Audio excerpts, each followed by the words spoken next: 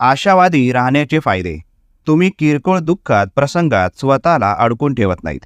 प्रत्येक समस्येला किंवा प्रश्नांना मार्ग मिळत असतो असे तुम्ही स्वतःला आणि इतरांना वारंवार बजावून सांगत असतात. अवघड प्रसंग अवजड बनत नाहीत, कारण आशा असते की हेही दिवस निघून जातील. आपण स्वतःला खोट्या भावनांमध्ये आणि खोट्या माणसांमध्ये घुटमळू देत नाही.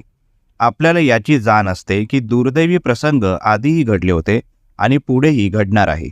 पण आधी आपण जसे अडकून पडलो होतो तसे पुढे अडकणार नाही. वादाच्या ठिकाणी आपण शांत राहू. जिथे माहिती आहे की प्रश्न मार्गी लागूच शकत नाही तिथे आपण अबसेंट राहू. म्हणून कायम आशावादी राहा. आशावाद स्वतःत निर्माण करणे ही काही एका क्षणाची गोष्ट नाही, तर ती एक प्रक्रिया आहे. खूप शुभेच्छा. धन्यवाद.